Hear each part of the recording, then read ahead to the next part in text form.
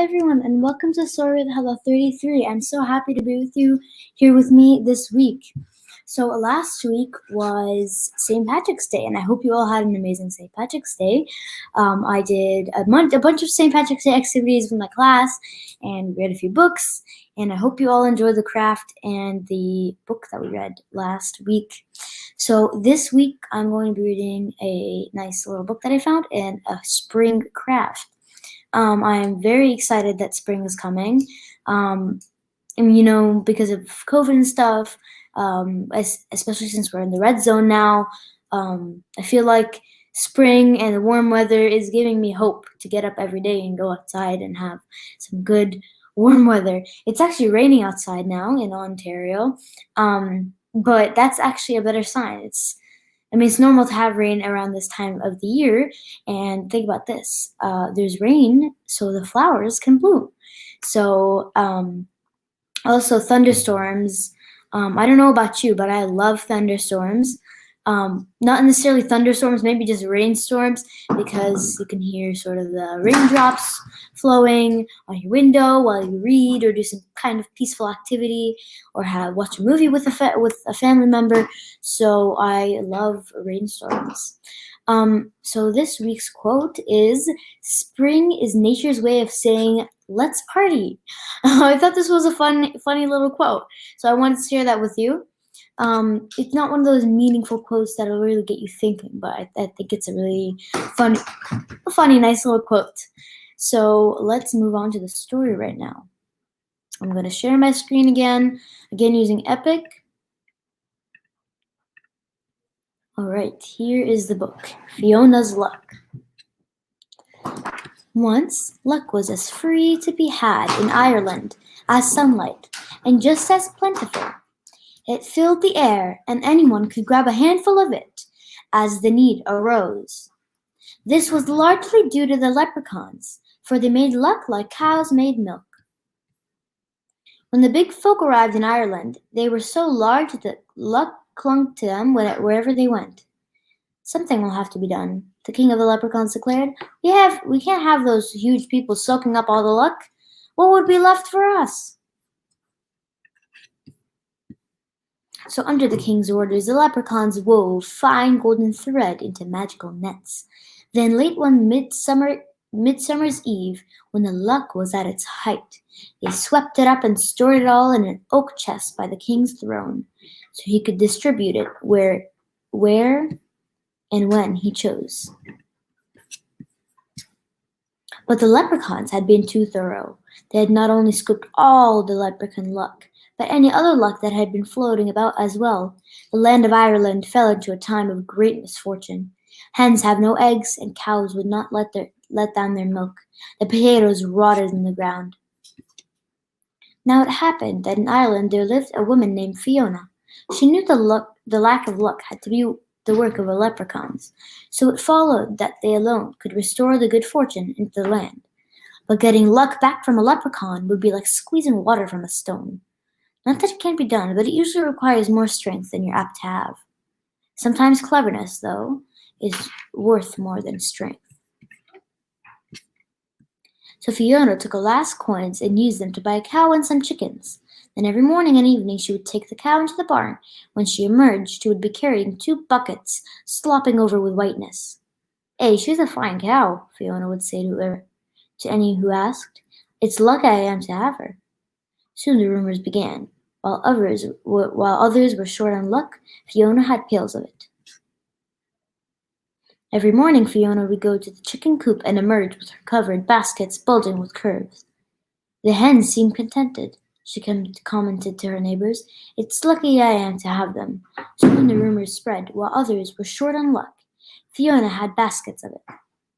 Then Fiona began digging in her garden and filling her wheelbarrow with round, dirt-covered lumps.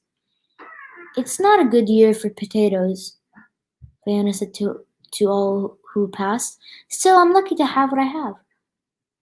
Now the rumors had wings. While others were short on luck, Fiona had wheelbarrows filled with it. Naturally, word of this unexpected luck made its way to the leprechaun king. One day Fiona was walking across a green meadow when she suddenly found herself surrounded by a small crowd of the fair folk.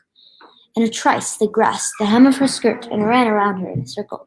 She turned to keep the skirt from wrapping around her knees, and as she turned the landscape blurred. When sharpened again, Fiona found herself beneath the earth in the throne room of the Leprechaun King. It was a glorious cabin with the rich tapestries hanging against the tall granite walls and the floor cobbled entirely of jewels. Torches and candlelight made everything sparkle, and music filled the air. In front of Fiona stood the throne. On the throne sat the Leprechaun King. He beckoned to her. Fiona approached, her eyes scanning the room for the missing luck. She was sure, as smoke loves fire, that the king would be keeping it close to himself. That's a good expression there, as sure as smoke loves fire. As she courtesied, she spied the oak chest. It was glowing slightly, scaled by a spell, since everyone knows that no lock can hold luck for long. What would you be wanting of me? Fiona asked politely. The king scowled. Where are you getting all your luck? Who's been giving it to you, and why? He demanded. Fiona's eyes widened in innocence. I have no luck, she declared. Indeed, here I am, a captive of the leprechauns. If that's luck, you can take it. So you claim to have no luck? The king inquired, raising an eyebrow. Well, let's put it to the test, and then I prove that you've lied to me as 4 feet. I'll take all the luck you have and put it in with the rest that I guard. His eye flickered towards the chest. Fiona frowned. That's a sorry bargain for me, she said. Yet I know the rules. If a test is to be made, then a forfeit must be paid by the loser. I haven't lied, so when I'm proved truthful, I demand a wish as your forfeit. The king's eyes turned shrewd. Agreed, he said slyly. I'll give you a wish for exactly the value of the luck you have, if my tests prove me wrong. Fiona knew she was being cheated. A woman with wit, though, can turn even a leprechaun's cleverness against himself. She glanced at the chest and then, barely keeping a smile from her lips, nodded. So, as you can see, she knows that the Leprechaun King is going to Prove. She knows that the Leprechaun King is going to cheat her, make the tests. When he does the tests, he's gonna make sure that all of the results from the tests are lucky. So, for example, if he puts a pearl under 3 shells and she has to find the pearl, in reality he'll put 3 pearls under all of the 3 shells, so that she'll think that when she opens the pearl that there'll be a pearl there, and that means that she has luck. So she knew that she was being cheated, but she's a smart woman. She won't let that happen. So the agreement was made. At the king's gesture, one of his magicians brought up a low table and placed upon it 3 beautiful shells. Under one he had a small gold coin. Then he whisked the shells around and over, and under into a blur no human eye could follow. Now, the king said, where's the gold? There's 1 chance in 3 of her picking correctly, and a person with good luck would find the gold every time. Even a person with little luck would find the gold occasionally. But though they played the game over and over again, Fiona would never locate the coin, it was as if she had no luck at all. Another test, the king ordered. A leprechaun harp was brought forth. Now, leprechaun instruments make music by the luck of the player. A person with good luck would be able to play something just by stroking the strings. Even a person with just a hint of luck could probably figure out a simple melody. But in Fiona's hands the strings went out of tune, and no matter how she stroked and plucked, nothing but ear-bending noise resulted. The king shuddered and frowned. Could he have been mistaken? Perhaps the last test would prove him right. Bring out the chess set, he demanded. He and Fiona faced each other across the board. The king made his opening move. Nobody could hope to beat the Leprechaun King, for he was steeped in luck. But a person with good luck would last a while against him. Even a person with just a bit of luck had hopes of making a few good moves. Despite the king trying his hardest to lose, Fiona was beaten soundly, within 2 minutes. The king eyed her in amazement. You have no luck at all, he declared. But what about the milk, the eggs, and the potatoes? Fiona sighed. If I fill my milk bucket with whitewash, or my egg basket with pine cones, or my wheelbarrow with dirty rocks, surely that's my own business. I told you I had no luck, and I didn't lie. Now I'll take my wish and be on my way. See, Fiona's smart. She knew that she was going to be tested. She knew that other people would think she had luck, and she wanted her wish. So she pretended that she had milk, but really it was just whitewash. She pretended she has eggs, but they were just pine cones. And she pretended she had a wheelbarrow filled with potatoes, but it was actually dirty rocks. So she really just wanted her wish. She did have no luck. The king nodded slowly. Indeed, I did promise you a wish, but for exactly the value of the luck you actually had. You've proven to me that you have no luck at all, so that's what you can wish for. Nothing. He smiled at the cleverness of his reasoning, all well within the limits of leprechaun law. Then his smile wavered, for Fiona was smiling too. So I can wish for nothing? Yeah, she asked. He nodded, puzzled. Then I wish for a hole, Fiona continued. A hole is nothing after all, and that's exactly the value of my wish. I wish for a hole that will never go away, and I wish for it to be in the lid of that chest. She pointed to the chest of luck by the king's throne. The power of a wish, rightfully earned, is not to be denied. A hole appeared in the chest, and luck began escaping immediately. The king howled with rage. But what could he do? He had made a bargain and was forced to keep it. With an angry wave of his hand, Fiona was whirled away. Then she opened her eyes. She was back in the meadow, the sun rising over the hills. If there was an extra sparkle to the sunshine, and the grass glowed greener than before, well, it was only to be expected. And that is why, from that day to this, you'll always find some luck roaming free around in Ireland, for the hole is still in the chest, and the king must keep his promise. But as for Fiona, well, as she herself said, luck's all well and good, but myself, I'd rather depend on my wits. And that's the end of our book. I actually was thinking of reading this book last story when it was St. Patrick's Day, but I find I liked the other book because it was just a funny little book with some poems. So I thought that book was just a nice little funny book. And this one was also really nice. So I hope you enjoyed it as much as I did. And at the end there, when she said, I'd rather depend on my wits. Really, it kind of reminded me of sometimes I'm sure you've heard the term, if you heard of the term wing it, when you when things just not practice for them or not, I guess, for example, if you were winging a test, you wouldn't have studied for the test, you just have kind of went over to the test the day of the test and, I mean, just let's see how it goes, like just, winging it. So over here, Fiona said that she'd rather not depend on her luck. See, winging it, she'd rather not depend on if her luck was good or bad. She'd rather depend on her wits. That's something that I think everyone should do. So now we will be moving on into the craft, and I'm very excited for this fun little spring craft. It's pretty simple. You're going to need like a palette or any type of paper to keep your paint on. Yes, we will be using paint. Some paintbrushes, I think thin ones, like just not too thin, but like something, can't really see it very well, but something like this. Like not too thin, but also not too thick. And you're gonna need some brown paint. If you don't have any brown paint, just mix in a bunch of random colors.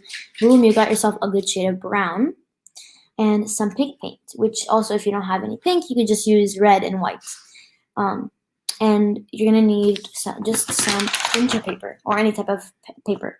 As you can see, I already did the first step just in advance, and I'm gonna show you just one branch of me doing one branch.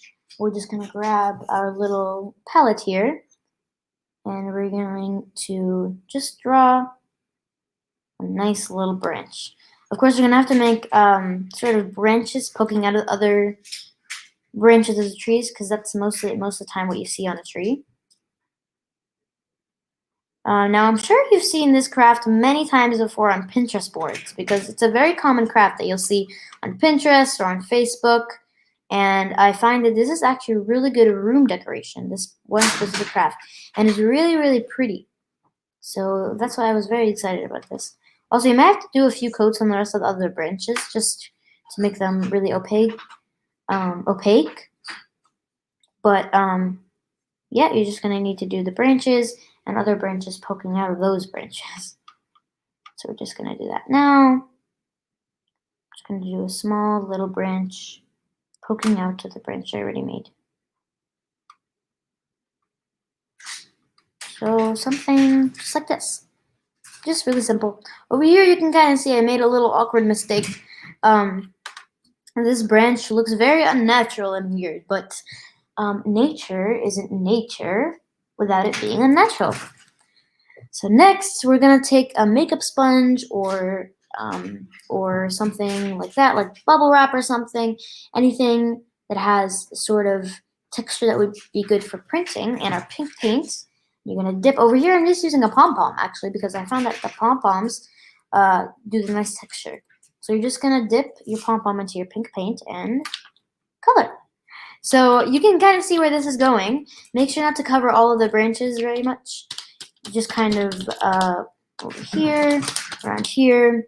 You could also just use your paintbrush and make little circles. But I thought this had a nice cool texture. As you can see, it already looks really good. You kind of want it.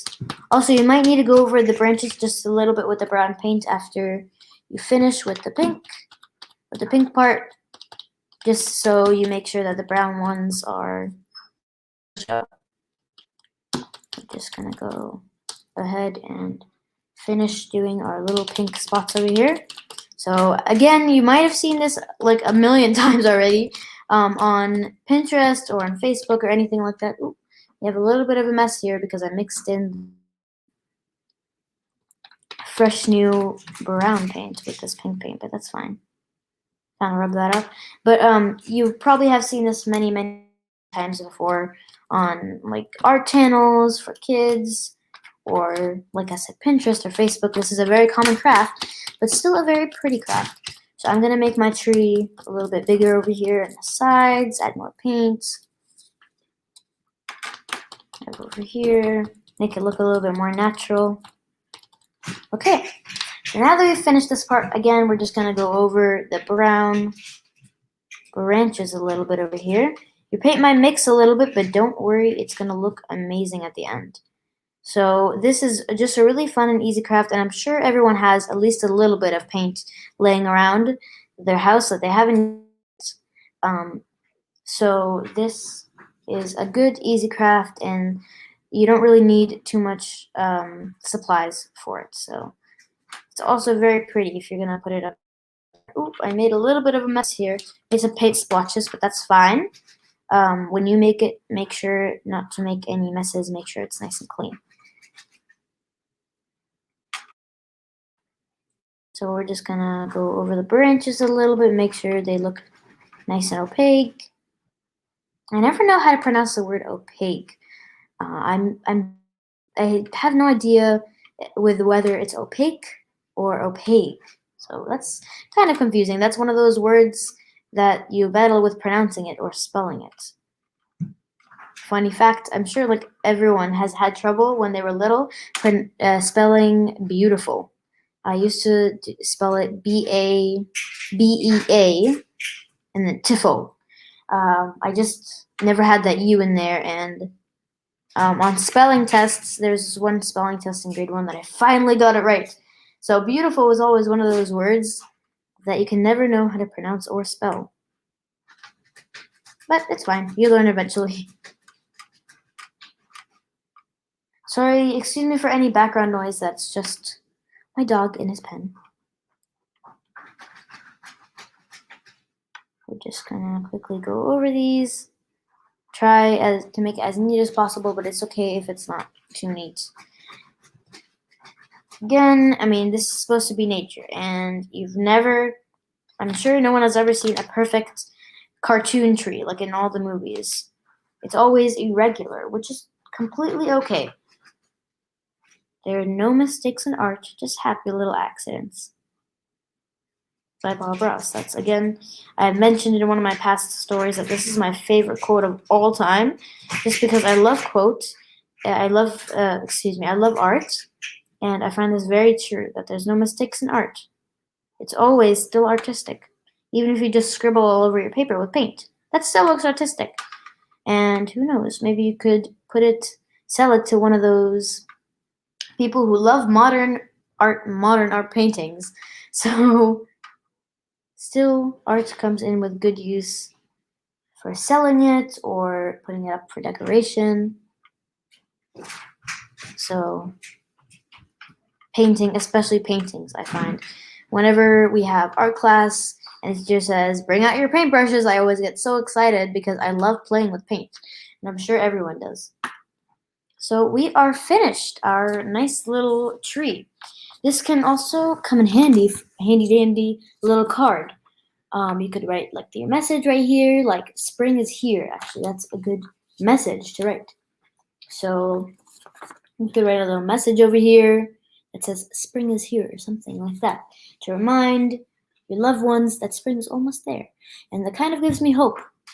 So I'm sure nowadays everyone will start taking the bikes and the rollerblades and the skateboards out of their garage to go take them out and take them for a run. So if you haven't taken out any type of recreational vehicle, I'd like to say, maybe take the time to go take out your bike or your rollerblades or your skates or something like that to go outside and go get a nice breath of fresh air. So that is our end result. Of course, you could do this with bubble wrap or makeup sponge or any type of thing. I'm just using a pom-pom because I like the texture of this pom-pom. So that is all for this week. I hope you enjoyed this craft as much as I did, and I hope you enjoyed the story and the quote, the fun little quote. Thank you so much for joining me in Story with Hala 33. Make sure to go tune in. If you're new to this story, make sure to tune into my other Story with Halas on Canar TV, and make sure to come back next week for Story with Hala 34 at Canar TV Live at 5 o'clock every Wednesday. Thank you so much for watching, and I'll see you next week. Bye-bye.